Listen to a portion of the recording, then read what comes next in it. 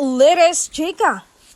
Sa panayam sa kanya ng isang showbiz insiders, isiniwalat ng matining idol na si Donnie Pangilinan ang tunay na estado ng relasyon nila ni Bel Mariano.